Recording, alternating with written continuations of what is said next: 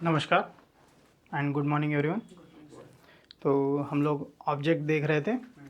दो important data structure है हमारे पास जावास्क्रिप्ट में, एरे और ऑब्जेक्ट। एरे हमने देख लिया, एरे के कुछ मेथड देख ली, ऑब्जेक्ट चालू किया था और ऑब्जेक्ट किस तरह से होता है उसका इंट्रोडक्शन ले लिया था, उसके मेथड्स नहीं देखे थे हमने।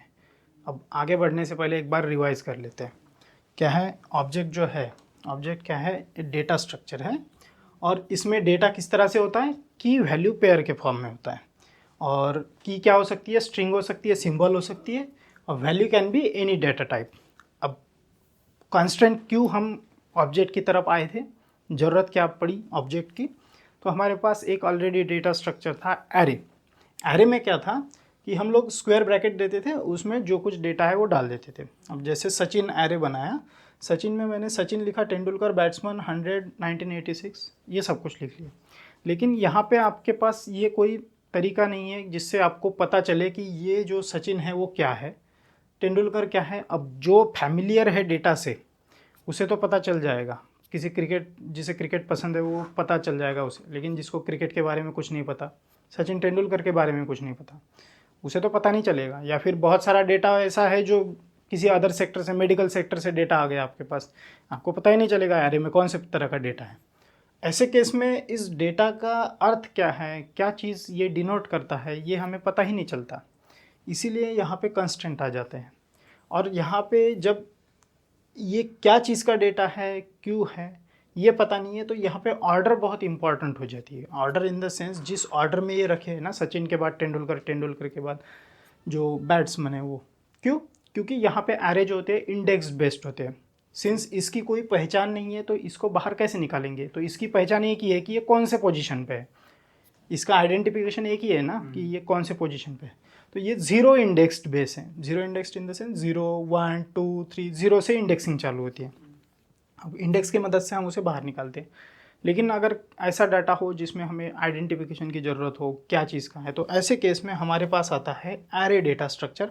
और एरे डेटा स्ट्रक्चर हमने देखा था, इसमें क्या होता है, जो डेटा होता है की और वैल्यू दोनों के फॉर्मेट में होता है। की और वैल्यू, की और वैल्यू क्या है? तो यहाँ पे ये जो देख रहे हैं आप, ये की है।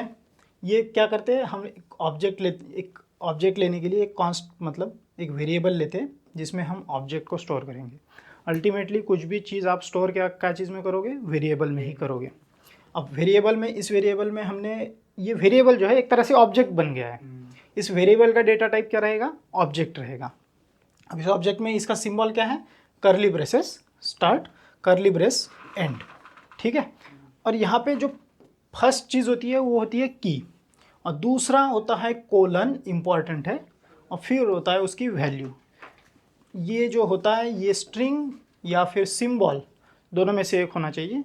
और जो वैल्यू होती है इसकी, ये किसी भी डेटा टाइप की हो सकती है। ये स्ट्रिंग हो सकती है, ये नंबर हो सकती है, ये ट्रू फॉल्स हो सकती है, मतलब बुलियन हो सकती है, और ये एक एरे भी हो सकती है, ये एक ऑब्जेक्ट भी हो सकती है। ऑब्जेक्ट के अंदर एक ऑब्जेक्ट भरा जा सकता है, तो नेस्टेड ऑब्जेक्ट भी बनाया जा सकता है, ये हमने देखा। फिर हम देखते हैं कि ये जो है यहाँ पे जो प्रॉपर्टी है की, ये जो प्रॉपर्टीज़ है इसे की भी बोलते हैं। ये बड़ी इंपॉर्टेंट है क्योंकि हमें बाहर निकालना हो, कुछ भी चीज़ एक्सेस करनी हो, तो इसकी आइडेंटिफिकेशन मार्क क्या है तो उससे निकालेंगे। इसके कुछ रूल्स हैं कि यहाँ पे आपको जो की must be symbol, string, number, Boolean, other data type जो होगा वो स्ट्रिंग में ही कन्वर्ट हो जाएगा। एंड मस्ट बी, ये जो की है वो रिजर्व कीवर्ड नहीं होनी चाहिए, और ये स्पेस और स्पेशल कैरेक्टर नहीं होने चाहिए। अगर है तो उसमें क्या है, उसमें हम लोग एक स्क्वायर ब्रैकेट में भरते हैं की को, तो वो भी चलेगा। और फिर केस सेंसिटिव है तो जैसे टाइप किया है वैसे ही टाइप करना है। और डुप्लीकेट अगर की है ऑब्जेक्ट में आपके, जैसे फर्स्ट नेम है और लास्ट में भी फर्स्ट नेम आया, तो जैसा जो सबसे लास्ट वाली होगी उसे कंसिडर किया जाएगा, पहली वाली को इग्नोर किया जाएगा। हो सकता है कि डुप्लीकेट की आ जाए लास्ट नेम और फिर लास्ट में एक बार और लिख दूँ मैं लास्ट नेम, तो लास्ट वाली की जो है वो ओवरराइट करेगी प्रीवियस वाले को। फिर हमने और एक चीज़ देखनी है इसमें, जो है ये एरे किस चीज़ के लिए वो डिपेंड, मतलब उपयोग में लाया जाता है, कैसे डाटा को स्टोर किया जाए। तो स्ट्रक्चर्ड डेटा, ऑर्डर डिपेंडेंट अगर डेटा है तो एरे का उपयोग किया जाए। अगर स्ट्रक्चर्ड डेटा नहीं है तो ऐसे केस में हम लोग जो ऑब्जेक्ट है उसे प्रीफर करते हैं। अब एरे तैयार कैसे करते हैं इसका हमने देखा था कि 2-3 तरीके हैं कि आप ऑब्जेक्ट लिटरल से, लिटरल मतलब आप जो उसे टाइप करें इस तरह से कि टाइप करके बना दे, या फिर एक कंस्ट्रक्टर भी आता है और एरे कंस्ट्रक्टर, उससे भी बना सकते हैं। अब एरे के जो एलिमेंट्स है उसे एक्सेस कैसे किया जाए ये भी हमने देखा था। दो नोटेशन है हमारे पास, एक है डॉट नोटेशन, दूसरा है ब्रैकेट नोटेशन। डॉट नोटेशन में क्या होता है कि हम लोग जो एरे है उसके सामने डॉट लगा के जो भी प्रॉपर्टी हम एक्सेस करना चाहते हैं, जैसे इसकी नेम हम एक्सेस करना चाहते हैं, फर्स्ट नेम, वहाँ पे नेम लिखते हैं तो सचिन आ जाएगा। यहाँ पे एक्चुअली फर्स्ट नेम होना चाहिए था और थोड़ी मिस्टेक है वहाँ पे। और जो अगर दूसरी करना चाहते हैं इसमें स्क्वायर ब्रैकेट में, तो स्क्वायर ब्रैकेट में क्या करते हैं, स्क्वायर ब्रैकेट में हम लोग स्ट्रिंग के फॉर्मेट में देते हैं वैल्यू, ठीक है। अगर डॉट नोटेशन करते हैं तो उसमें स्ट्रिंग देने की ज़रूरत नहीं है, लेकिन अगर हम स्क्वायर ब्रैकेट में देते हैं, स्क्वायर ब्रैकेट नोटेशन में लेते हैं तो उसमें स्ट्रिंग लेने की ज़रूरत है। यहाँ तक समझ में आ गया आपको। दूसरा एक डिफरेंस था कि डॉट नोटेशन में आप डायनामिकली वैल्यू पास नहीं कर सकते, स्क्वायर ब्रैकेट में आप डायनामिकली वैल्यू पास कर सकते हो। कैसे? जैसे मैंने यहाँ पे एक वेरिएबल लिया कॉन्स्ट नेम की इज इक्वल टू नेम। अब यहाँ पे मैं कोई एक्सप्रेशन दे सकता हूँ। एक्सप्रेशन क्या होता है? जो कुछ वैल्यू प्रोड्यूस करे। होता क्या है, जब मैं यहाँ पे कुछ एक्सप्रेशन लिखूँगा फर्स्ट जिसका वैल्यू नेम है, और नेम की जो है ये नेम है और फर्स्ट, तो ये हो गया फर्स्ट नेम, ये कैलकुलेट होगा, इसका रिजल्ट आएगा फर्स्ट नेम, और वो सचिन ऑब्जेक्ट में फर्स्ट नेम ढूंढेगा। जबकि यही मैं अगर डॉट नोटेशन में करना चाहूँ तो उसमें पॉसिबल नहीं है, डायनामिकली डेटा पास नहीं किया जा सकता। इवन हमने यहाँ पे इंटरेस्टेड इन एक नई प्रॉपर्टी तैयार की जो प्रॉम्प्ट में तैयार की थी। अब प्रॉम्प्ट में अगर हम डॉट नोटेशन के साथ ये अगर वैल्यू दे तो ये क्या करता है, इंटरेस्टेड इन सीधा सचिन ऑब्जेक्ट में ढूंढने लगता है, जो कि वहाँ पे प्रेजेंट नहीं है। अगर हम इसे स्क्वायर ब्रैकेट में दे तो यहाँ पे इसकी वैल्यू जो है वो कंसिडर की जाएगी। अब यहाँ पे हमने देख लिया कि ये सब कुछ बेसिक चीज़ें हैं। अब एरे जो डेटा स्ट्रक्चर है उसमें हमें कुछ चीज़ें ऐड भी करनी होगी, नहीं है ना? अगर डेटा स्ट्रक्चर है तो वैसे के वैसे तो रहेगा नहीं, उसमें से कुछ रिमूव भी किया जाना चाहिए। तो हम लोग ये देखते हैं कि इसमें चीज़ें ऐड कैसे की जाए। तो यहाँ पे कुछ मेथड्स है जिसकी मदद से हम लोग इसमें चीज़ें ऐड कर सकते हैं। तो सबसे पहले हम एक काम करते हैं,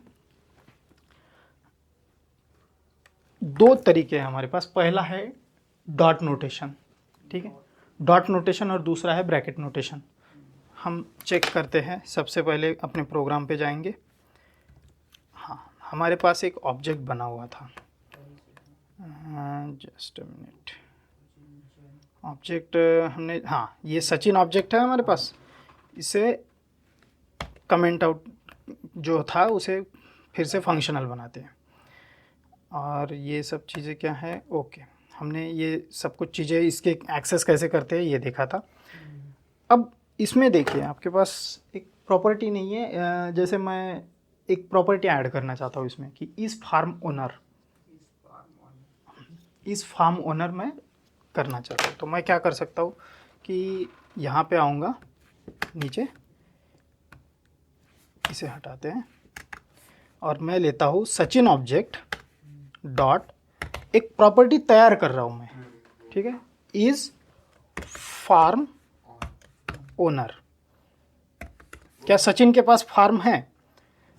तो इसमें मैं दूंगा ट्रू, ठीक है, ये दे दी मैंने। ओके, अगर मैं अब अपने ऑब्जेक्ट को लॉक करूँ, कंसोल डॉट लॉग और सचिन ऑब्जेक्ट, तो क्या मुझे ये प्रॉपर्टी मिल रही है बनी हुई? जस्ट चेक करते हैं, कंट्रोल शिफ्ट आए, यहाँ पे आए, और यहाँ पे हम अब इस सचिन ऑब्जेक्ट को देखते हैं।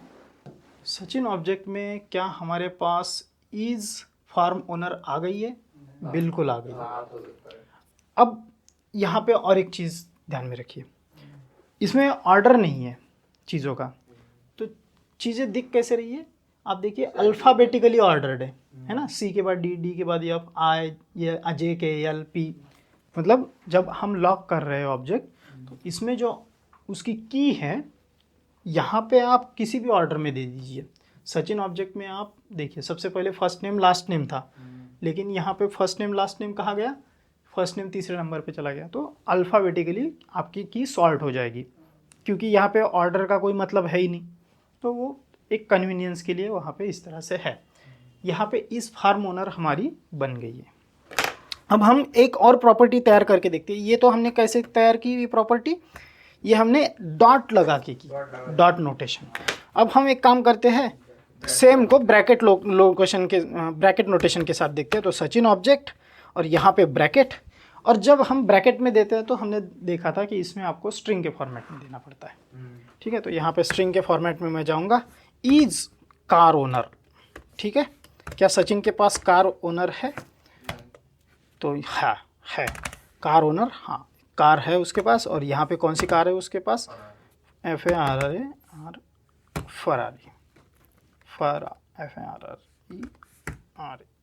फरारी का स्पेलिंग आई गेस गलत हो जाएगा। हम एक काम करते हैं, होंडा डालते हैं यहाँ पे। होंडा महिंद्रा एक ही बात है, स्पेलिंग क्यों गलत करे। अब इसे चेक करते हैं, क्या हमारे पास प्रॉपर्टी बन गई है? तो इसमें जाते हैं, प्रॉपर्टी चेक कीजिए, इज कार ओनर, हाँ होंडा कार आ गई है। तो आपको समझ में आ गया कि ऑब्जेक्ट में नई चीज़ें ऐड कैसे की जाती है, डॉट नोटेशन, ब्रैकेट नोटेशन। अब किसी चीज़ को एक्सेस भी करना है, किसी चीज़ को एक्सेस कैसे किया जाता है वो तो हमने देख लिया था। गेस अगर हम उसकी वैल्यू दबाए तो जैसे कंसोल लॉग क्या है, सचिन ऑब्जेक्ट डॉट नोटेशन और ब्रैकेट नोटेशन तो देख लिया। अब जो नई चीज़ हमें देखनी है कि क्या इसमें ऑब्जेक्ट भरा जा सकता है, इसमें क्या मेथड भरी जा सकती है। हमने देखा था कि ऑब्जेक्ट का डेटा टाइप क्या होता है, एरे का डेटा टाइप ऑब्जेक्ट होता है, और फंक्शन का डेटा टाइप ऑब्जेक्ट। फंक्शन का डेटा टाइप भी ऑब्जेक्ट है, बताया नहीं था। कैसे चेक करते हैं, एक काम करते हैं, एक छोटा सा फंक्शन लेते हैं। ठीक है, फंक्शन हेलो, और इसका एक काम करते हैं, इसको राउंड ब्रैकेट, इसका सिंटैक्स बना लेते हैं, हो गया। और यहाँ पे लिखते हैं रिटर्न हेलो। ठीक है, अब इसका डेटा टाइप देखते हैं। एज सच हमें यहाँ पे ये बनाना पड़ेगा, okay, type of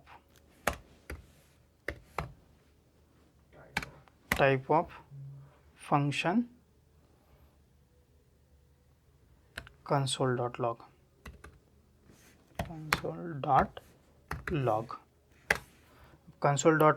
type of function हमने ये किया है। इसमें जाते हैं, यहाँ पे फंक्शन का टाइप फंक्शन होता है। हाँ, फंक्शन का टाइप फंक्शन होता है, लेकिन ये ऑब्जेक्ट की तरह बिहेव करता है। अब ये क्या करते हैं हम लोग, ये फंक्शन जो है ना, ये ऑब्जेक्ट इसके अंदर भर सकते हैं।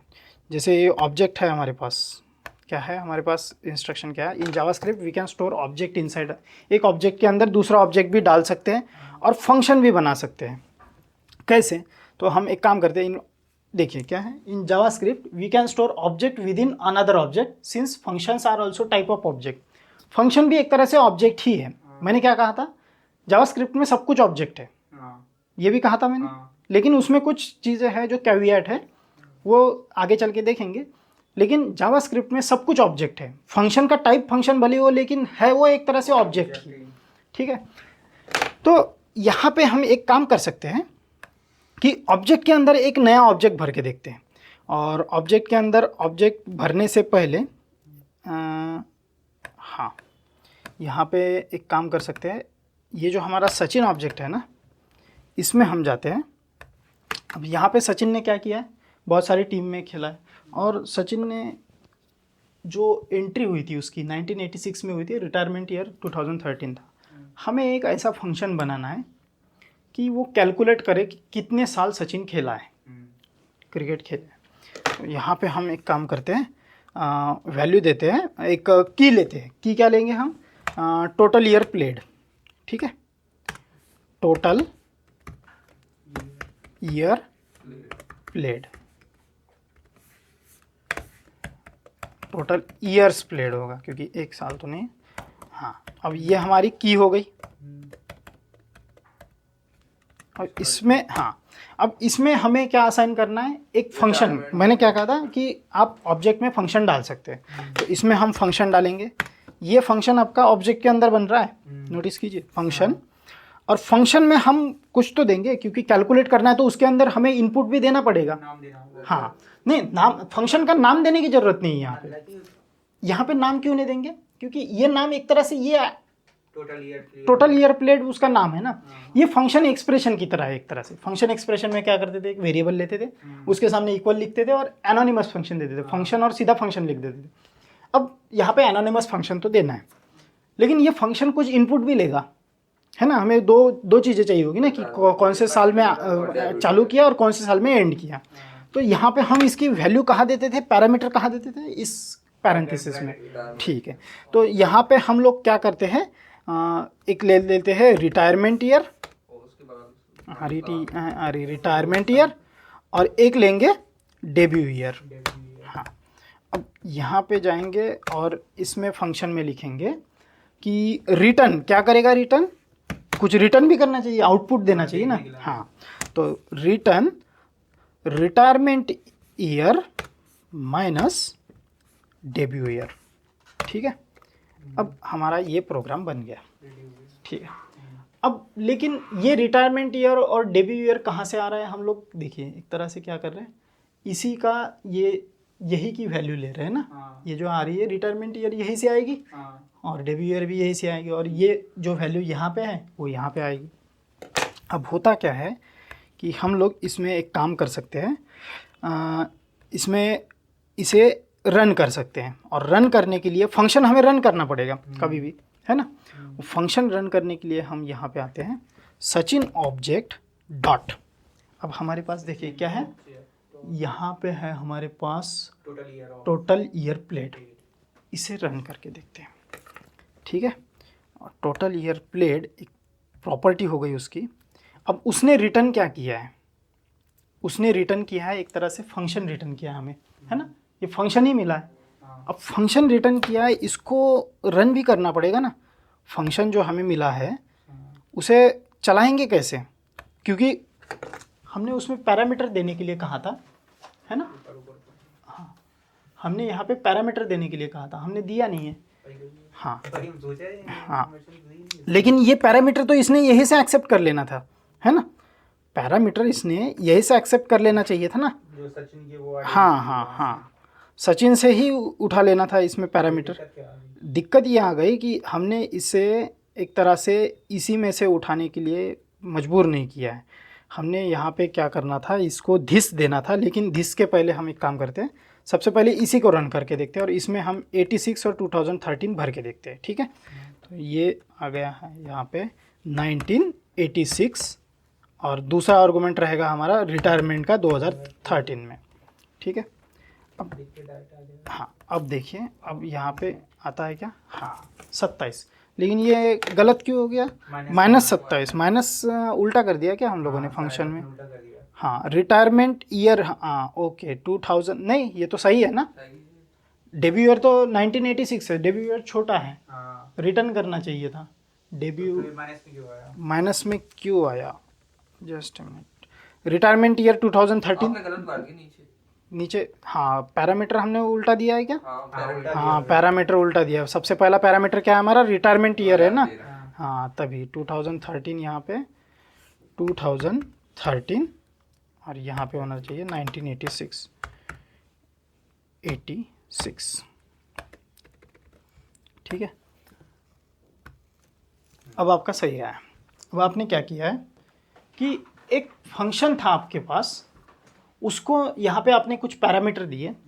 अब वो ये समझ नहीं रहा है कि ये पैरामीटर मैं यहाँ से उठाऊँ या कहाँ से उठाऊँ। हमें क्या करना है, इसको बताना है कि ये जो पैरामीटर है ना तुम्हारे, ये यही के उठाने हैं, ठीक है। और ये किस तरह से किया जाएगा, तो मैंने कहा था धिस कीवर्ड। अब धिस कीवर्ड की बात कर लेते हैं। धिस कीवर्ड क्या होता है कि धिस कीवर्ड पॉइंट करता है उसी ऑब्जेक्ट को जिसमें उसको उपयोग किया गया। जैसे ये ऑब्जेक्ट है हमारे पास, ये ऑब्जेक्ट में अगर हम इस, अब पहली बात तो ये समझिए कि ऑब्जेक्ट के अंदर अगर कोई फंक्शन है तो वो फंक्शन नहीं कहलाया जाता, वो कहा जाता है, क्या कहा जाता है, मेथड। हाँ, तो ये हो गई मेथड, इसे आज से कहना चालू करो मेथड। अगर ऑब्जेक्ट के अंदर फंक्शन है तो वो हो गई मेथड। अब इस मैंने एक कहा था कि जब फंक्शन पढ़ा रहा था तो दिस कीवर्ड पढ़ा रहा था कि एरो फंक्शन को अपना दिस कीवर्ड नहीं होता, फंक्शन एक्सप्रेशन को नहीं, फंक्शन एक्सप्रेशन अपने लेक्सिकल में से ढूंढता है और जो फंक्शन डिक्लेरेशन होता है उसे ही अपना दिस कीवर्ड मिलता है। विंडो ऑब्जेक्ट और विंडो ऑब्जेक्ट को पॉइंट किया था उसने स्लॉपी मोड में और स्ट्रिक्ट मोड में उसने अनडिफाइंड दिया था, देखा था। अब हम क्या करते हैं कि जो दिस कीवर्ड होता है ना, हर ऑब्जेक्ट जो होता है, कोई भी ऑब्जेक्ट बनाते हैं उसके साथ एक उसका दिस कीवर्ड आता है और दिस कीवर्ड किसे पॉइंट करता है, उसी ऑब्जेक्ट को पॉइंट करता है। इसके अंदर अगर दिस कीवर्ड अगर हम पॉइंट करें तो वो दिस कीवर्ड इसे ही पॉइंट करेगा, ठीक है। तो हम एक काम कर सकते हैं, इसी की जगह जैसे यहाँ पे किया है हमने, जो ईयर्स प्लेड है ना, यहाँ पे total years played, just minute, एक मिस्टेक कर रहे हैं क्या हम लोग, total year play function this dot, okay okay okay okay, हमने एक्चुअली एक प्रॉपर्टी बना लेनी थी, this dot retirement year. Okay, एक काम करते हैं, ईयर्स प्लेड करके एक प्रॉपर्टी बना सकते हैं हम लोग, कि हम लोग ईयर्स प्लेड एक प्रॉपर्टी बनाएंगे और वो प्रॉपर्टी इसी में होगी। अब जैसे मैं क्या कर सकता हूँ कि ये हमारा हाँ ये ऑब्जेक्ट है ना, तो इसमें हम रिटर्न करने की जगह हम एक प्रॉपर्टी बनाएंगे, दिस डॉट मतलब इसी ऑब्जेक्ट में, बनाना कहाँ है, इसी ऑब्जेक्ट में, दिस मतलब इसी ऑब्जेक्ट में, दिस डॉट ईयर प्लेड, ठीक है। ईयर प्लेड एक प्रॉपर्टी बन गई और इसमें क्या होगा, ये रिटायरमेंट ईयर। अब ये रिटायरमेंट ईयर कहाँ से उठाएगा, कहाँ से चेक करना है हमें, उसी में से। तो हम एक काम करेंगे, दिस डॉट रिटायरमेंट ईयर। अब देखिए रिटायरमेंट ईयर कहाँ से आया, ये रिटायरमेंट ईयर जो आया है वो यही से आया है, हाँ हाँ, जस्ट मिनट करते हैं। और ये दिस डॉट डेब्यू ईयर भी यही से लेना पड़ेगा। अब इसमें क्या हुआ, दिस कहाँ से पॉइंट कर रहा है, इसी ऑब्जेक्ट से ले रहा है। और क्या हमें ये जो दो आर्गुमेंट है उसकी ज़रूरत है अभी, नहीं, बिल्कुल नहीं, क्योंकि हम लोग बाहर से नहीं ले रहे हैं ना, हम लोग अंदर से ही ले रहे हैं। तो इसे हटा सकते हैं, यहाँ पे जाएंगे, इसे हटाएंगे और सेव करते हैं। अब क्या हुआ, मैंने क्या कहा, दिस कीवर्ड किसको पॉइंट करेगा, इसी ऑब्जेक्ट को। दिस, हर ऑब्जेक्ट के साथ दिस कीवर्ड आता है, पॉइंट करेगा इसी को। अब जब इसी को पॉइंट कर रहा है तो दिस मतलब इसी ऑब्जेक्ट में से रिटायरमेंट ईयर प्लस माइनस इसी ऑब्जेक्ट में से डेब्यू ईयर, और दिस डॉट प्लेयर मतलब इसी में एक नई प्रॉपर्टी क्रिएट कर दो, ठीक है। अब हम सिलेक्ट करते हैं और इसे रिटर्न करना होगा, नहीं रिटर्न नहीं करना होगा, इसमें रिटर्न करने की ज़रूरत नहीं है। इसमें नई प्रॉपर्टी जनरेट होगी और देखना आपका ये जो आएगा वो, अब इसे चेक करते हैं, अनडिफाइंड। ओके, हमने लास्ट में क्या लॉक किया है, हाँ ये, इसे हटा देते हैं। अब आर्गुमेंट देने की जरूरत नहीं क्योंकि डेटा हमारा उसी में है ना, 86 और 2013। अब this dot total years played हमने रन किया है, तो इसका ऑप्शन क्या आएगा, इसमें फंक्शन रिटर्न होगा आई गेस। ओके, इसमें अनडिफाइंड रिटर्न हो रहा है, लेकिन हमने एक प्रॉपर्टी नई जनरेट की है, याद है आपको, ईयर्स प्लेड। ईयर्स प्लेड अगर हम प्रॉपर्टी रन करते हैं तो इसमें हमारा 27 आना चाहिए। ओके, इसमें 27 क्यों नहीं आया है, this dot years played property कौन सी है हमारी, ईयर्स प्लेड प्रॉपर्टी तैयार हो चुकी है क्या। ओके, आई गेस हमें एक बार इस फंक्शन को रन करना चाहिए। एक काम करते हैं, पहले इस फंक्शन को इनिशियलाइज करना पड़ेगा। इनिशियलाइज करना पड़ेगा मतलब उस फंक्शन को रन नहीं किया है ना हमने क्या किया है, सिंपली इस ऑब्जेक्ट में मेथड तैयार कर दी, लेकिन उस फंक्शन को रन भी तो करना पड़ेगा। जब तक आप रन नहीं करेंगे, वो आपकी ये जो प्रॉपर्टी है, इस फंक्शन को जब तक आप कॉल नहीं करोगे ये प्रॉपर्टी तैयार नहीं होगी। अभी तक वो प्रॉपर्टी तैयार नहीं हुई है। इसको सबसे पहले रन करते हैं और यहाँ पे आएंगे, यहाँ पे इसे रन करते हैं। और हमारा कौन सा था, टोटल ईयर्स प्लेड फंक्शन था, इसे सिंपली रन करना है, इन्वोक किया। अब देखिए आपकी प्रॉपर्टी बन गई है। अब यहाँ पे मैं एक बार फिर से कंसोल लॉग जाता हूँ, कंसोल लॉग, और इसमें जाऊँगा सचिन ऑब्जेक्ट डॉट। अब देखिए नई प्रॉपर्टी तैयार हुई होगी, ईयर्स प्लेड आई है क्या, इसमें नहीं है ये। ओके, ईयर्स प्लेड, एक मिनट, अब इसे चेक करते हैं एक बार, 27 आ गई, ठीक है। आपकी प्रॉपर्टी एक तरह से तैयार हो गई। और मैं अगर ऑब्जेक्ट को एक बार लॉग भी करूँ ना पूरी तरह से, जैसे कंसोल डॉट लॉग LOG, और इसमें सचिन ऑब्जेक्ट लॉग करता हूँ, चेक करते हैं। आपका देखिए सचिन ऑब्जेक्ट आ गया होगा, और सचिन ऑब्जेक्ट में जो ईयर्स प्लेड एक हमने प्रॉपर्टी नहीं बनाई थी, ईयर्स प्लेड देखिए आ गया 27। अब इसमें क्या हुआ है कि जो हमने फंक्शन बनाया था, टोटल ईयर्स प्लेड फंक्शन है, यहाँ पे आपको दिस कीवर्ड का अर्थ समझ में आ गया। दिस कीवर्ड क्या होता है, उसी ऑब्जेक्ट को पॉइंट करता है। हमने पहली स्टेज में क्या किया, पहली स्टेज में इसमें हमने पैरामीटर पास किए, फंक्शन रन करते वक्त हमने खुद के पैरामीटर आर्गुमेंट्स दिए थे। दूसरी स्टेज में हमने क्या किया था कि जब हमारे पास इसी में डेटा अवेलेबल है तो हम क्यों ना इसी में से उठाएं। अब इसी में से उठाने के लिए हमें क्या करना पड़ेगा, इसी फंक्शन को पॉइंट करना पड़ेगा। तो यहाँ पे क्या हो गया, दिस डॉट रिटायरमेंट इसी में से उठाया। अब रही बात, दिस कीवर्ड किसे पॉइंट करता है, दिस कीवर्ड उसी को पॉइंट करता है जिस ऑब्जेक्ट में वो उपयोग में है। जैसे ये मेथड जो है ना, ये फंक्शन या फिर मेथड, ये इस सचिन ऑब्जेक्ट में है। अगर मैं आगे चल के विराट ऑब्जेक्ट बनाऊं और इस मेथड को कॉपी कर दूं पूरी तरह से, अब उसमें ये भी कॉपी होगा, ये सब कुछ कॉपी होगा, ये सब कुछ पूरा का पूरा ऑब्जेक्ट कॉपी होगा।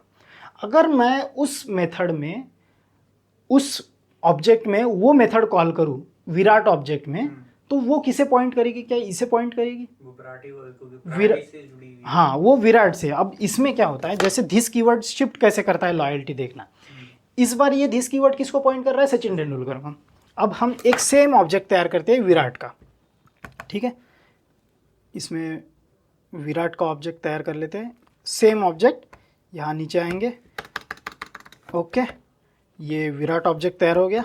यहाँ पे इसका सचिन की जगह हम लोग विराट दे देते हैं, विराट ऑब्जेक्ट। इसका नाम चेंज कर देते हैं, विराट, और कोहली, कोहली ये भी बैट्समैन है, सेंचुरी स्कोर्ड है इसकी 90 के आसपास। 2000 कितने में आया डेब्यू, कितने में, कौन से, 2007 आई बिलीव, हाँ 2000, एनीवे 2007 कंसिडर करते हैं। एग्जैक्ट डाटा की कोई ज़रूरत नहीं है, जैसे हम इमेजिन करते हैं कि 2024 में रिटायरमेंट है, ठीक है। और टाइटल क्या है कोहली का, टाइटल तो कुछ है ही नहीं कोहली के पास, चीकू, चीकू, ठीक है। और मुंबई में से नहीं खेला है, ये दिल्ली, ठीक है। और मुंबई इंडियंस नहीं, RCB, रॉयल चैलेंजर बेंगलोर, जो कभी क्रिकेट मैच जीतते नहीं हैं, ट्रॉफी नहीं जीत पाए। हाँ, अब यहाँ पे देखिए ये जो फंक्शन है, अब मैंने एक चीज़ आपको बताई थी कि यहाँ पे सेम ऑब्जेक्ट कॉपी कर रहे हैं हम लोग। अब होता क्या है कि प्रोग्रामिंग में एक प्रिंसिपल है, ड्राई प्रिंसिपल, DRY मतलब डू नॉट रिपीट योरसेल्फ। आपको एक चीज़ अगर आपने एक बार लिख दी है तो दोबारा लिखने की ज़रूरत नहीं, उसे ही कॉपी कर लो। अब यहाँ पे जब हमारे पास सचिन ऑब्जेक्ट है, उसमें एक मेथड बनी हुई है, फंक्शन जो होता है ऑब्जेक्ट के अंदर उसे मेथड कहते हैं, एक मेथड बनी हुई है। क्या मुझे ये मेथड दोबारा इसमें लिखनी चाहिए? नहीं है ना, एक ड्राई प्रिंसिपल को वायलेट कर रहा है, क्योंकि मैं रिपीट कर रहा हूँ ना। मेथड में क्या है, सिंपली टोटल ईयर्स प्लेड, इसमें भी total years played, function total years played, इसमें क्या है, years played, this dot retirement. After all आ तो यही से रही है। अब इसमें क्या है कि मैं रिपीट कर रहा हूँ, मुझे रिपीट नहीं करनी चाहिए कभी भी। तो रिपीट नहीं करनी चाहिए तो मैं क्या कर सकता हूँ, इसमें कर सकता हूँ मैं इसे कॉपी पेस्ट। तो इसे हटाएंगे, एक काम करते हैं, इसे बाद में हटाते हैं, पहले कॉपी कर लेते हैं। अब मैं क्या करता हूँ, विराट एक प्रॉपर्टी ले लेता हूँ, विराट मेथड करके एक मैंने प्रॉपर्टी ले ली, और इसे क्या करते हैं, इसे सेव कर लेते हैं, दिस डॉट नहीं, विराट मेथड। और ये विराट मेथड किस तरह से रहेगी कि ये कॉपी रहेगी सचिन ऑब्जेक्ट, हमारा जो सचिन ऑब्जेक्ट है उसमें है ना ओरिजिनल मेथड, तो सचिन ऑब्जेक्ट डॉट, उसके अंदर मेथड है हमारे पास टोटल ईयर प्लेड, है ना, उसे कर दिया कॉपी। तो हमने क्या किया, उसी को इसमें असाइन कर दिया एक तरह से। अब हम एक काम कर सकते हैं, कंसोल डॉट हाँ इसे हटा देते हैं, ठीक है। ये नहीं विराट VIR8 ओके। हाँ विराट नाराज़ हो जाएगा, विराट के फैन नाराज़ हो जाएंगे, ठीक है। तो हमने क्या किया, विराट मेथड एक करके एक प्रॉपर्टी ली, उस प्रॉपर्टी में स्टोर क्या है, सचिन ऑब्जेक्ट में जो मेथड है, ये जो मेथड है इसे हमने कर दिया कॉपी, इसे कंसोल को हटा देते हैं। हाँ इसमें हमने क्या किया, सचिन ऑब्जेक्ट की वो टोटल ईयर प्लेड ले ली। अब टोटल ईयर प्लेड मेथड को हमने ले लिया, हम अब एक काम कर सकते हैं ना कि इसमें मेथड कॉपी हो गई, तो इस पर चला के देखते हैं एक बार क्या ये इसका रिज़ल्ट आता है। तो इसका रिज़ल्ट चेक करने के लिए हमें क्या करना होगा, जैसे हमने यहाँ पे एक काम करते हैं कंसोल डॉट लॉग में, कंसोल लॉग पहले तो इस सचिन विराट ऑब्जेक्ट को, विराट ऑब्जेक्ट डॉट, इसमें मेथड कौन सी है, विराट मेथड, क्योंकि हमने स्टोर किस में की है, सचिन में नहीं विराट मेथड में की है ना, हाँ विराट मेथड, और विराट मेथड को कर देते हैं रन, ठीक है। अब ये रन हो चुकी है। अब हम एक काम कर सकते हैं कंसोल लॉग करते हैं, और कंसोल लॉग में हम एक काम कर सकते हैं, जो विराट ऑब्जेक्ट डॉट क्या कर सकते हैं, विराट ऑब्जेक्ट डॉट ना, इसमें हमारा एक थोड़ा प्रॉब्लम रहेगा, विराट ऑब्जेक्ट को चेक करते हैं, विराट ऑब्जेक्ट को चेक करते हैं क्या आता है, क्योंकि हमने हाँ विराट ऑब्जेक्ट, अब विराट ऑब्जेक्ट हमने लॉक किया, विराट में हमारे ईयर्स प्लेड देखिए कितना आया 17, क्या हमारा 17 आंसर आता है। जैसे विराट कितने साल खेला है, विराट ऑब्जेक्ट कहाँ है, 2007 से आया था, हाँ 2007 से 24 कितना साल हो गया, 3 3 साल, तो 2010 17 साल हो गए। हाँ तो यहाँ पे क्या हुआ कि ये जो कैलकुलेशन हुआ है, सचिन कितने साल खेला था, सचिन का ईयर्स प्लेड था ना 27, विराट का ईयर्स प्लेड 17। हमने क्या किया था कि हमने मेथड कॉपी की थी, ये जो मेथड है ना, ये मेथड कॉपी की थी। जब ये जो धिस है इसमें किसे पॉइंट कर रहा था, सचिन ऑब्जेक्ट के प्रॉपर्टीज को, लेकिन यही मेथड अगर मैं इसमें कॉपी कर रहा हूं तो इसके अंदर का धिस किसे पॉइंट कर रहा है, नहीं विराट के प्रॉपर्टीज को। तो इसका अर्थ क्या हुआ कि जो धिस है वो किसे पॉइंट करता है, जिसमें वो लिखा नहीं, जो object calling method, object calling method मतलब पहली केस में मेरा कौन सा ऑब्जेक्ट कॉल कर रहा है उस मेथड को, विराट ऑब्जेक्ट कर रहा है। यहाँ पे ऑब्जेक्ट कॉलिंग मेथड कौन सा है, यहाँ पे थोड़ा ध्यान देने की जरूरत है, कंफ्यूजिंग है। यहाँ पे जो विराट है, ये Virat is the object, Virat object calling method, ठीक है। तो इसमें ये धिस किससे पॉइंट करेगा, धिस पॉइंट करेगा विराट को, और इस केस में यहां पे कौन कॉल कर रहा है मेथड को, यहां पे सचिन ऑब्जेक्ट कर रहा है, तो सचिन कॉल कर रहा है, तो Sachin is the object calling Virat method, तो किसे पॉइंट करेगा, इस केस में धिस पॉइंट करेगा सचिन को। तो इसका अर्थ क्या निकल के आता है कि धिस की लॉयल्टी जो है वो शिफ्ट होती रहती है, धिस फिक्स नहीं है।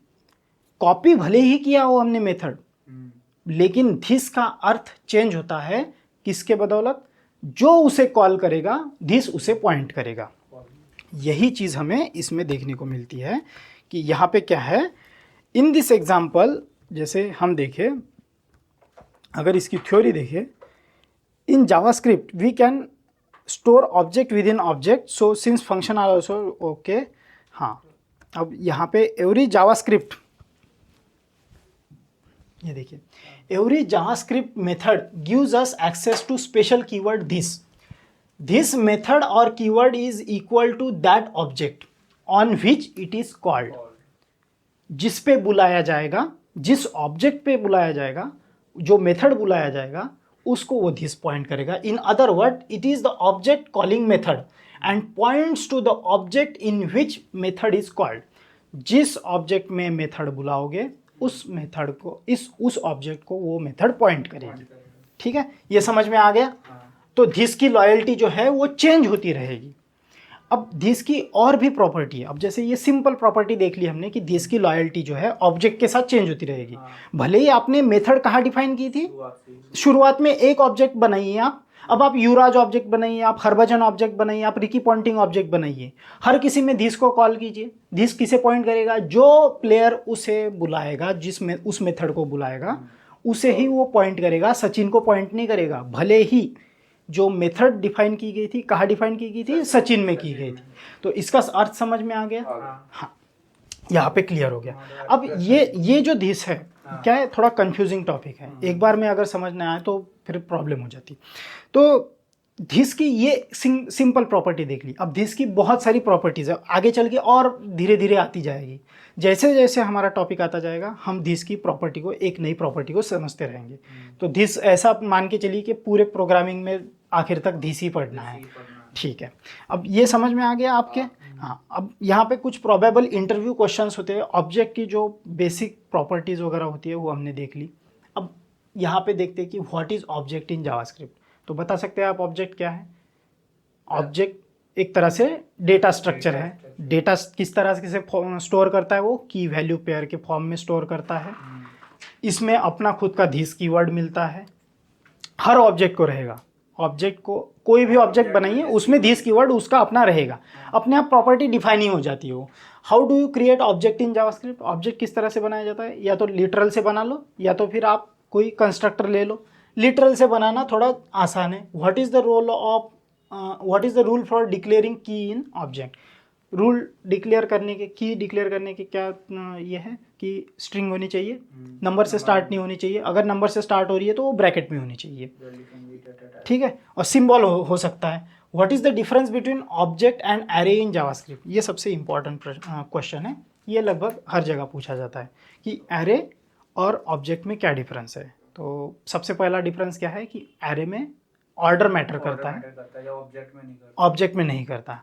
एरे में आपकी जो की होती है वो किसी डेटा को उसकी पॉइंट करने वाली उसका आइडेंटिफायर होता है क्या, नहीं होता है ना, उसका ऑर्डर ही होता है। हाँ, जबकि इसमें क्या होता है, की वैल्यू पेयर होती है। की क्या डिफाइन करती है, उसकी प्रॉपर्टी डिफाइन करती है कि क्या चीज़ का इंफॉर्मेशन है वो। एक तरह से उस तरह से आप दे सकते हैं। फिर आपके पास what is the significance of this keyword in object method. तो दिस कीवर्ड का सिग्निफिकेंस क्या है कि अगर हम कोई एक प्रॉपर्टी, एक मेथड एक बार डिफाइन कर दे किसी ऑब्जेक्ट में, उस मेथड को भले ही हम कॉपी करते रहे किसी और ऑब्जेक्ट में, तो हाँ, कॉल उस जो दिस कीवर्ड है उसी ऑब्जेक्ट को पॉइंट करेगा जो उसे कॉल कर रही है, उस मेथड को कॉल कर रही है, भले ही वो मेथड एक ही ऑब्जेक्ट में डिफाइन हो। ठीक है, अब यहाँ पे हमारे पास टाइम है, हमारे पास 10 मिनट और है। तो इंट्रोडक्शन ले सकते हैं इसकी। अब जो हमारा नेक्स्ट टॉपिक आएगा, नेक्स्ट टॉपिक है हमारा लूपिंग कंट्रोल स्ट्रक्चर। सबसे इम्पॉर्टेंट टॉपिक है आपका इस प्रोग्रामिंग लैंग्वेज में, looping control structure. Looping control structure क्या है, जैसे कंडीशनल कंट्रोल स्ट्रक्चर हमने देखा। एक प्रोग्रामिंग लैंग्वेज को प्रोग्रामिंग लैंग्वेज क्या बनाता है कि उसमें होते हैं कंडीशनल कंट्रोल स्ट्रक्चर कि इफ इल्स इफ इल्स, एक कंडीशन नहीं है तो दूसरी वाली एग्जीक्यूट कर दो, इस तरह से। दूसरा है हमारे पास लूपिंग कंट्रोल स्ट्रक्चर। ये भी इम्पॉर्टेंट फंक्शन, एक तरह से इम्पॉर्टेंट पार्ट है। कोई भी प्रोग्रामिंग लैंग्वेज आप उठा के देख लीजिए, अगर वो प्रोग्रामिंग लैंग्वेज है तो उसमें लूपिंग कंट्रोल स्ट्रक्चर रहेगा। सी देख लीजिए, C++ देख लीजिए, कोई भी उठा, पाइथन, जावा, सब में है। अब लूपिंग कंट्रोल स्ट्रक्चर होता क्या है, मेरा एक प्रॉब्लम स्टेटमेंट है। मेरा प्रॉब्लम स्टेटमेंट ये है कि हम इसे कर दे कमेंट। ओके, हमने इसे कमेंट कर दिया और यहाँ पे हम ले लेते हैं कमेंट लूपिंग। अब मेरा एक कंसर्न है कि मैं लिखना चाहता हूँ console.log 1, ठीक है। फिर मैं console.log 2 लिखना चाहता हूँ, फिर मैं console.log 3 लिखना चाहता हूँ, अब मुझे ये कंसोल डॉट लॉग है ना 1000 तक लिखने हैं, 1000 तक लिखने हैं या फिर 1,00,000 तक लिखने हैं। 1000 ठीक। अब मुझे 1000 तक अगर लिखने हैं, अब देखिए यहाँ पे मैं इसे रिफ्रेश कर देता हूँ, 1 2 3 1000। ये ऐसा क्यों आया? क्योंकि मैंने लिखा इसलिए वो आया। अब मुझे 1000 तक लिखना है तो क्या मुझे कंसोल डॉट लॉग 2 बार 3 बार 1000 बार लिखने पड़ेंगे? हाँ हाँ। नहीं बोला। क्या आपके पास कोई ऐसा अभी तरीका है, जब अब तक जो पढ़ा उसमें, आपने जो पढ़ा अब तक, आप इतने दिनों से पढ़ रहे हैं, उसमें आपने कोई ऐसा तरीका ढूंढा है कि आप चीज़ों को रिपीट कर सके? डॉट से आते हैं उससे। डॉट से कैसे आएगा? डॉट से नहीं आएगी। नहीं वो नहीं, हाँ नहीं वो नहीं। मल्टीप्लिकेशन से आ सकता है? नहीं आ सकता। आप लिखोगे कैसे, रेप्लिकेट कैसे करोगे? 1 से लेके, .com में दिखाना है ना। हाँ कंसोल लॉग में आपको दिखाना है कि 1 से लेकर 1000 तक आपको दिखाने हैं। एक तो फंक्शन कर सकते हैं। फंक्शन कर सकते हैं, लेकिन फंक्शन में क्या करोगे? लॉजिक क्या लगा, लॉजिक क्या लगाओगे? लॉजिक नहीं लगा पाओगे ना। तो लॉजिक फंक्शन आप बना लोगे कि फंक्शन में आप 1000 दे दो, 1000 तक आपकी वैल्यू आनी चाहिए। लॉजिक नहीं लगेगा। लॉजिक क्या लगाओगे? तो इसके लिए है हमारे पास, क्योंकि प्रोग्रामिंग है तो रिपीट करने का सेंस नहीं है। जब ऑटोमेट चीज़ें हो नहीं रही है तो प्रोग्रामिंग पढ़ क्यों रहे हैं? प्रोग्रामिंग है क्या चीज़ के लिए? ऑटोमेटिक करना है, हर चीज़ को ऑटोमेटिक करना है। तो हम इसमें कर सकते हैं, यहाँ पे हमारा काम में आता है looping control structure. Looping control structure मतलब क्या है? लूप चलती है, 1 2 लूप में गाना चलना, सुना है आपने? लूप में गाना चलना मतलब एक ही गाने को बार बार बार बार बार बार रिपीट करना। आप लूप में गाना चला दो, वो गाना, दूसरा गाना चेंज नहीं होगा, वही गाना खत्म होगा फिर से चालू होगा, खत्म होगा फिर से चालू होगा। यहाँ पे आप एक तरह से लूप देख सकते हैं कि गाड़ी यहाँ से आएगी जाएगी, यहाँ बाहर नहीं जा रही, उसी में घूम रही है, एक लूप चल रही है। अब लूप क्या होती है? इसमें हमारे पास बहुत सारी लूप्स हैं। लूप में क्या करते हैं हम लोग? हमारे पास एक सिंटैक्स है जावास्क्रिप्ट में। ये सिंटैक्स क्या है? इस सिंटैक्स को समझ लो, आपको पूरे प्रॉब्लम सॉल्व हो जाएंगे। सिंटैक्स है हमारा फॉर लूप। कोई भी चीज़ को रिपीट करना है, हमें रिपीट करना है जावास्क्रिप्ट में, उसके लिए काम में आती है लूप। और लूप है बहुत तरह की, जैसे फॉर लूप है, व्हाइल लूप है, फॉर इन, फॉर ईच, और बाकी प्रोग्रामिंग लैंग्वेज में इससे भी ज़्यादा लूप्स है। अब फॉर लूप क्या होता है? The loop is the most common looping structure. For loop it is best used when you know exact number of iteration. इसे छोड़ दो। क्या है हमारे पास? सिंटैक्स है फॉर। क्या लिखना है? FOR, for. यहाँ पे एक ब्रैकेट पैरेंथेसिस देना है, फिर एक ब्रैकेट, इसमें 3 पैरामीटर जाएंगे, 1 2 और 3। पहला पैरामीटर जो है हमारा, उसे कहते हैं इनिशियलाइजेशन, मतलब चालू करो, कोई भी चीज़ को चालू करो। दूसरा है कंडीशन, कि जब तक वो कंडीशन ट्रू है, कंडीशन सेटिस्फाई हो रही है, तब तक वो चीज़ चलती रहनी चाहिए। तो ये क्या हो गया आपका? एक तरह से कंडीशन, कंडीशन सेटिस्फाइड है, आपकी चीज़ चलती रहेगी, लूप चलती रहेगी। और तीसरा है, उसे बढ़ाना भी तो पड़ेगा क्योंकि चलती रहेगी, एक के बाद 2 भी तो लिखना है मैंने, एक एक तो नहीं लिखना ना। अगर एक एक लिखना होता, यहाँ तक अगर कंडीशन सेटिस्फाई है तो मैं 1 से चालू कर देता, जैसे मैं बोल देता कि 1 से चालू हो जा, और जब तक कंडीशन सेटिस्फाइड है तब तक रिपीट करते जाओ। अब रिपीट करते जाओ, लेकिन ये 1 से 2 कैसे होगा? 2 करने के लिए उसे बढ़ाना भी तो पड़ेगा। तो तीसरा जो हमारा पैरामीटर आता है वो होता है इंक्रीमेंट या डिक्रीमेंट के लिए, मतलब या तो बढ़ा दो चीज़ को या घटा दो। तो 3 पैरामीटर समझ में आए आपके? फॉर लिखना है, पैरेंथेसिस में 3 पैरामीटर, इनिशियलाइजेशन, दूसरा है कंडीशन, तीसरा है इंक्रीमेंट या डिक्रीमेंट। और फिर ये जो ब्लॉक ऑफ कोड है, इसके अंदर जो भी कोड लिखोगे आप, वो रिपीट होता रहेगा। कैसे? हम लेते हैं यहाँ पे आते हैं। सबसे पहले हम एक सिंटैक्स बना लेते हैं, पैरामीटर। हाँ, ये हो गया आपका, हाँ ये आपका सिंटैक्स बन गया। क्या बनाया हमने? फॉर पैरेंथेसिस, एक ब्लॉक ऑफ कोड। अब सबसे पहला हमारा क्या था? इनिशियलाइजेशन। इनिशियलाइज कहाँ से करते हैं? 1 से चालू करते हैं। और इनिशियलाइज किस तरह से करना है कि टेम्पररी वेरिएबल देना पड़ता है हमें, टेम्पररी वेरिएबल। अब जब मैंने लेट, कॉन्स्ट और वैर सिखाया था आपको, तो उसमें मैंने क्या कहा था कि अगर आपका वेरिएबल टेम्पररी है तो उसमें लेट लेना। अगर आपका वेरिएबल हमेशा के लिए चलता है प्रोग्राम में, पूरे प्रोग्राम में उपयोग में आ रहा है, तो वहाँ पे लेना कॉन्स्ट। और वैर को अवॉइड करना, वैर को तो लेना ही नहीं, कभी कभी ले सकते हैं। अब जब आपका टेम्पररी वेरिएबल है, इसका अर्थ क्या हुआ कि वो वेरिएबल सिर्फ इतने कोड के लिए है, पूरे प्रोग्राम में मुझे उसकी जरूरत नहीं है, तो मैं टेम्पररी वेरिएबल लेता हूँ लेट। यहाँ पे एक कोई भी टर्म ले सकते हैं, जैसे यूजुअली प्रोग्रामर्स की प्रैक्टिस है कि आई लिया जाता है। आई क्यों लिया जाता है कि आई का अर्थ होता है इटरेशन। इटरेशन मतलब कौन से नंबर का कौन सी बार हो रहा है ये। तो इटरेशन के लिए आई एक वेरिएबल लिया, वेरिएबल का नाम देखिए कितना शॉर्ट है, आई। तो आई से इटरेशन समझने की एक प्रैक्टिस है। आई, इससे इनिशियलाइज कर देते हैं, इसे इनिशियलाइज कर देते हैं हम एक के साथ, एक इनिशियलाइज कर दिया। अब कंडीशन दूसरा, इसमें क्या देना है, सेमीकोलन। देखिए जो लास्ट में वो खत्म होता है उसका सेमीकोलन देना है।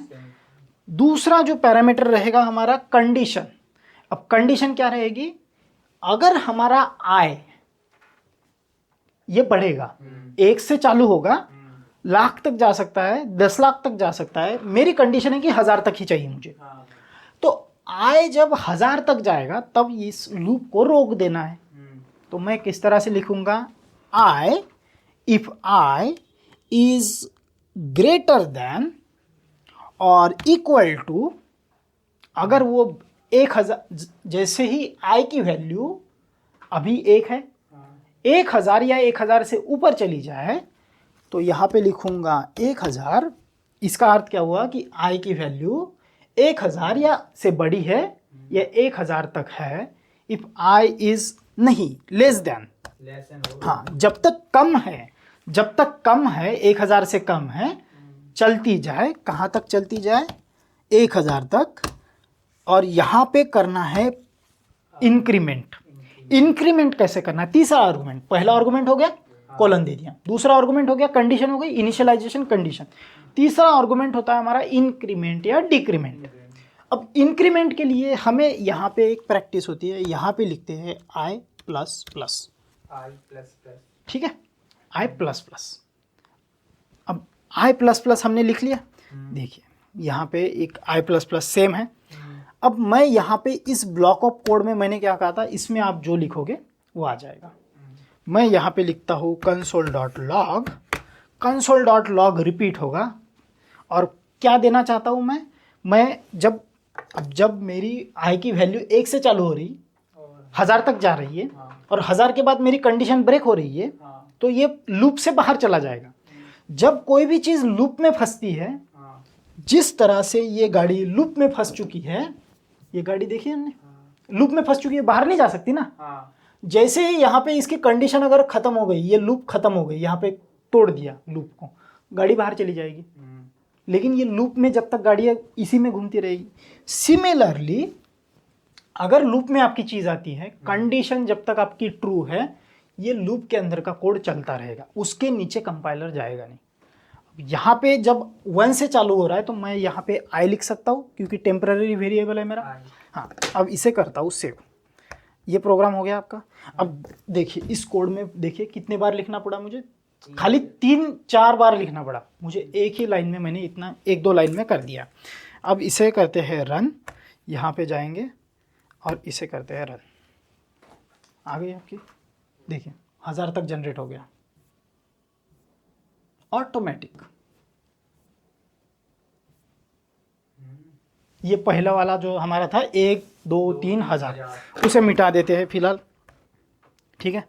अब प्रोग्रामिंग समझ में आई आपकी कि जो ऑटोमेशन है किस तरह से किया जाए। चलो 1000 नहीं, हम यहाँ पे 1 लाख लेते हैं, ठीक है। जस्ट अ मिनट, हाँ ये 1 लाख ले लिया, इसे कर दिया रन। हाँ देखिए अब आपकी वैल्यू जनरेट हो रही है, नीचे देखिए ये वैल्यू जनरेट हो रही है 19,000। हाँ 19,000 हैंग हो सकता है इसमें। इस केस में, ऐसे केस में क्या हो सकता है कि आपका कंप्यूटर जो है हैंग हो सकता है। इसे बंद करने के लिए हमें एंड करना पड़ेगा इसे, ब्राउज़र को, या तो बंद करना पड़ेगा ब्राउज़र को। इसी को बंद करते हैं और 1 लाख की जगह, ये ज़्यादा हो गया, नहीं 10,000 तक ले लेते हैं, 10,000 इनफ है, कंप्यूटर बेयर कर जाएगा। अब इसे रन करते हैं एक बार, कंट्रोल शिफ्ट आए, देखिए तुरंत 1000 तक 668, देखिए आपको जनरेट होते हुए देखेगा। 230 हो गया, फास्ट जनरेट हो जाता है। अब इसका अर्थ क्या हुआ कि आपका जो कोड है वो बार बार रिपीट हो रहा है। लूप आपकी जब तक सही है तब तक हो रहा है। यहाँ पे आपका इंक्रीमेंट है ना, तो बढ़ रहा है, 1 से 2 पे जा रहा है, 2 से 3 पे जा रहा है। पहले इटरेशन में क्या होगा, पहले, अब ये रन कैसे करता है मैं बताऊँ। इसका रनिंग का फॉर्मूला क्या है कि सबसे पहले ये आता है, चेक करता है फॉर। जब कंपाइलर को फॉर दिखता है तो वो समझ जाता है कि हमें कोड रिपीट करना है। सबसे पहले वो चेक करता है कंडीशन आई। जब वो पकड़ता है कि ठीक है i is equal to 1, i is equal to 1, फिर वो चेक करता है कि ये i कब तक होना चाहिए, 1000 तक। चेक करता है कि क्या ये एक 1000 से कम है, 1000 से कम है या फिर 10,000 से कम है। अगर इसका आंसर ट्रू निकल के आता है, क्योंकि ये चेक कर रहे हैं ना, इसका आंसर तो ट्रू फॉल्स में ही आएगा। अगर ये ट्रू निकल के आता है आंसर, तो ये इसके अंदर चला जाएगा और इस आई को लिख लेगा। तो आई को कहाँ लिखेगा, जैसे मैं आपका जो कंसोल है इसे लिखता हूँ कंसोल, तो कंसोल में आपका ये लिख लेगा 1। फिर क्या होगा कि ये फिर से लूप में जाएगा, चेक करेगा इस कंडीशन को। अब इस पे नहीं जाएगा क्योंकि इनिशियलाइजेशन एक ही बार होता है, एक बार हो गया। अब फिर जाएगा आई पे, चेक करेगा। दूसरी बार में हाँ इस पे जाएगा, सबसे पहले इस पे जाएगा आई प्लस प्लस, क्योंकि यहाँ से आई जाने के बाद, चेक करने के बाद आई प्लस प्लस पे गया था। अब आई की वैल्यू कितनी हो गई है, ये जो आई है आई प्लस प्लस, मैंने इससे पहले सिखाया था, आई प्लस प्लस मतलब i is equal to i plus 1, i plus 1, i plus 1 हमने देखा था, i is equal to i plus 1, इसे ही हम लिख सकते हैं आई प्लस प्लस, ठीक है। अब हम क्या करते हैं, इसे थोड़ा मिटा देते हैं। पहले इटरेशन में क्या किया इसने, पहले चेक किया आई है, आई इज इक्वल टू 1, चेक की कंडीशन ट्रू है, 1 लिखा। फिर उसके बाद कंपाइलर यहाँ पे गया, चेक किया, 1 प्लस 1 किया, तो आई की वैल्यू इस बार हो गई 2। 2 को चेक किया उसने, 1000 से कम है, 10,000 से कम है, ट्रू है, आंसर ट्रू निकल के आया। फिर आगे बढ़ने से पहले उसने क्या किया, फिर से आई की वैल्यू बढ़ा दी, आई इज इक्वल टू 3, और नीचे सरक गया, इसमें आई को प्रिंट कर दिया 2। अब दूसरी बार में आई की वैल्यू कितनी है, आई की वैल्यू है 3। अब 3 को चेक करेगा, क्या 3 बड़ा है छोटा है 10,000 से, आंसर निकल के आया ट्रू, यहाँ पे लिखा ट्रू। 3 लिखने से पहले वो बढ़ा देगा, वैल्यू बढ़ा देगा, क्योंकि सबसे पहले कंपाइलर इस पे फिर इस पे चेक करेगा, ट्रू है तो आगे बढ़ेगा, और यहाँ पे आई की वैल्यू कितनी करेगा 4, चेक करेगा वैल्यू बढ़ाएगा 5, चेक करेगा वैल्यू बढ़ाएगा 6, चेक करेगा वैल्यू बढ़ाएगा 7, और फिर प्रिंट करते जाएगा। अब इसमें क्या होता है, कोई एक ऐसा टाइम आएगा कि ये 7 ऐसे जा के 1000 तक आ जाएगा। अब जब 1000 तक आ जाएगा इज इक्वल टू, अगर 1000 तक है तो ये लास्ट कंडीशन देखिए, अब आई की वैल्यू हो गई 1000, 1000 तक आ गए, यहाँ पे चेक करेगा आई इज लेस देन और इक्वल टू 1000, तो क्या आंसर ट्रू है, ये आखिरी बार ट्रू आएगा आपका आंसर, आखिरी बार ट्रू आया आंसर, फिर उसे करेगा आई प्लस प्लस। हाँ सुनिए, जब 1000 आंसर आया आपका, फिर कंपाइलर इस पे जाएगा ना, कंपाइलर चेक की कंडीशन 1000 आया, इस पे गया आई प्लस प्लस पे, इस पे आई की नई कंडीशन, इसने आई की वैल्यू कर दी 1001। अब क्या होगा, प्रिंट करेगा आई, लेकिन आई की वैल्यू जो ओरिजिनल थी वो कितनी थी 1000 उसने प्रिंट कर दी। अब नए इटरेशन में चेक करेगा कि क्या आई की वैल्यू 1001 1000 से नीचे है, तो यहाँ पे आंसर आएगा फॉल्स, लूप के बाहर चला जाएगा। जैसे ही ये कंडीशन फॉल्स, वो लूप के बाहर, आपकी लूप खत्म। अब इसका फ़ायदा हम कैसे उठा सकते हैं, कि एक छोटा सा प्रोग्राम बना हाँ अब ये इन हाँ बोलिए कॉस ओके इसमें कोई डाउट नहीं ओके लूपिंग समझ में आ गई मैंने कहा था इंक्रीमेंट डिक्रीमेंट कर सकते हैं क्या कि ये जो है इंक्रीमेंट है ना हाँ क्या हम डिक्रीमेंट कर सकते हैं बिल्कुल कर सकते हैं तो डिक्रीमेंट करने के लिए हमें करना पड़ेगा आई माइनस माइनस ठीक है तो एक में से एक लेकिन जब आप एक से चालू करोगे तो जाएगी कहाँ ये अनलिमिटेड लूप हो जाएगी अनलिमिटेड इन्फिनिटी हो जाएगी इंफिनिटी क्यों क्योंकि चालू करेगी एक से कंडीशन चेक करेगी क्या 1000 से नीचे है अब एक के नीचे की एक से दूसरी वैल्यू कौन सी बनाएगी zero zero minus minus minus अब ये माइनस ये जाएगा हमेशा माइनस में और ये चेक करेगा 10,000 से तो इसमें क्या होगा कि ये इंफिनिटी में लूप चली जाएगी आपका ब्राउजर हैंग हो जाएगा तो 1000 माइनस भी करोगे हाँ 1000 माइनस या तो फिर यहाँ पे एक काम कर सकते हैं इसे 1000 से चालू कर सकते हैं 1000 से ही चालू करते हैं ना सीधा उल्टा प्रिंट करना चालू करते हैं इस बार हाँ 1000 से चालू करते हैं और यहाँ पे वो क्या 1000 से 10,000 से 1000 से चालू किया हमने क्या ये कितने से बड़ा होना चाहिए 10,000 से और चेक करते 1000 से चालू होगा चेक करेगा क्या वो बड़ा है जस्ट मिनट ये नीचे जाएगा ना हाँ एक करते हैं यहाँ पे ठीक है क्या एक से बड़ा है बड़ा करना पड़ेगा ना इस बार चेक करना पड़ेगा क्या बड़ा है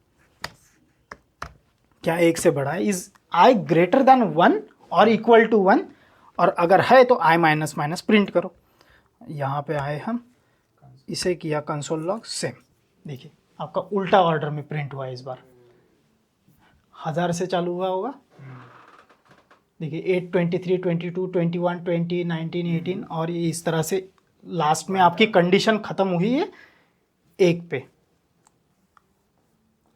आपकी कंडीशन खत्म हो गई ठीक है अगर मैं यहाँ पे 0 कर देता जीरो तो 0 पे कर देते जैसे -100 भी अगर कर देता मैं ठीक है तो भी आपका -100 तक चलते रहता है ऑब्वियसली अब इसका फ़ायदा हम किस तरह से उठा सकते हैं कि हमें एक छोटा सा प्रोग्राम लिखना है हमें ये तो समझ में आ गया कि ये चीज़ों को रिपीट करता है हाँ अब एक छोटा सा प्रोग्राम हमें ये करना है कि हमें 1 से लेकर 100 तक वैल्यू जो है हमें चेक करनी है कि क्या ये ऑड है क्या ये इवन है और मैसेज प्रिंट करना है कि ये ऑड है ये इवन है कर कैसे सकते हैं हम इसे हम यहाँ पे जाएंगे इसी प्रोग्राम को मॉडिफाई करेंगे इसे चालू करेंगे 1 से ठीक है इसे हमेशा बढ़ाएंगे कब तक बढ़ाएंगे 100 तक बढ़ाएंगे तो 100 तक बढ़ाएंगे और चेक करनी पड़ेगी क्या ये लेस देन और इक्वल टू ठीक है अगर आई 100 से कम है तब तक ही चलना है और इसमें अब हम हमारे पास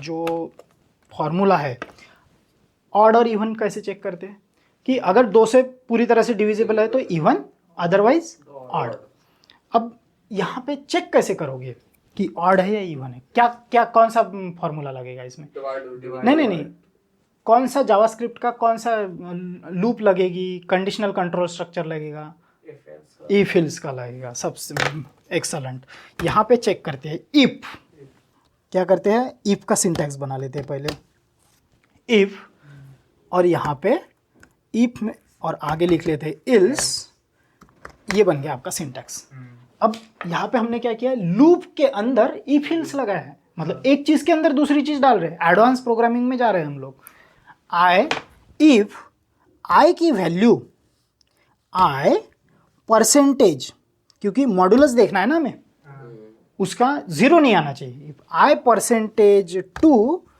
इज इक्वल टू अगर ये 0 है तो नंबर क्या हुआ इवन तो यहाँ इसके ब्लॉक में क्या लिखेंगे इसके ब्लॉक में अगर ये कंडीशन सेटिस्फाई होती तो पहले ब्लॉक में आएगा यहाँ पे लिखेंगे कंसोल लॉग आई जो है अपना इसे एक काम कर सकते हैं टेम्पलेट स्ट्रिंग ले सकते हैं और डॉलर क्वेरी और उसमें लिखेंगे आई ठीक है इज इवन ठीक है और इल्स में क्या लिख सकते हैं हम लोग सेम चीज़ इसे ही कॉपी करते हैं इसे नीचे ले आते हैं इसमें ऑड कर देंगे इज ऑड देखिए प्रोग्राम समझ में आ गया आपके। अब इसे रन करते हैं, देखिए आपका सही सही आया होगा। 100 is even, 99 is odd, 98 is even, 97 is odd. पूरा प्रोग्राम आपका कहीं भी जाइए कहीं भी गलत नहीं होगा। 1 is odd, 2 is even, 3 is odd, 4 is even. समझ में आ गया? कितने टाइम में किया मैंने 1 से लेकर 100 तक? 1 सेकंड में। कितना भी कॉम्प्लेक्स ऑपरेशन हो, इस तरह से हमें लॉजिक डेवलप करना है और आगे चल के एडवांस लेवल के प्रोग्रामिंग करना है। कल जब हम मिलेंगे तो हम और एडवांस लेवल के प्रोग्राम करेंगे इसमें, और इसमें सबसे ज़्यादा एक्सरसाइज की ज़रूरत है। आज तक हमने बाकी प्रोग्राम में इतनी एक्सरसाइज नहीं की, यहाँ पे लगभग 8 से 10 एक्सरसाइज करेंगे, क्योंकि इससे क्या है आपका लूपिंग कंट्रोल स्ट्रक्चर बहुत मजबूत होगा। साथ ही साथ हमें जब कल आएंगे तो हमारे पास ये जो कंट्रोल जो लूप्स है, फॉर लूप है, व्हाइल लूप है, इनफाइनाइट लूप है, डू व्हाइल लूप है, फॉर इन लूप है, फॉर ईच लूप है, लूप कंट्रोल स्ट्रक्चर में ब्रेक स्टेटमेंट है, कंटिन्यू स्टेटमेंट है, फिर नेस्टेड लूप है, फिर इस तरह से कौन सी लूप सिलेक्ट करनी है ये भी देखना है। तो बहुत बड़ा चैप्टर है। और इसमें जैसे आपने जो इफ एल्स का जो मेथड लगाए थे इसके अंदर, तो वो ऑब्जेक्ट या वो मेथड कहलाएगा ना? ना फॉर के अंदर ना, तो ये ऑब्जेक्ट भी कहलाएगा? ये ऑब्जेक्ट क्यों कहलाएगा? एक बात बताइए मुझे, ये ऑब्जेक्ट है?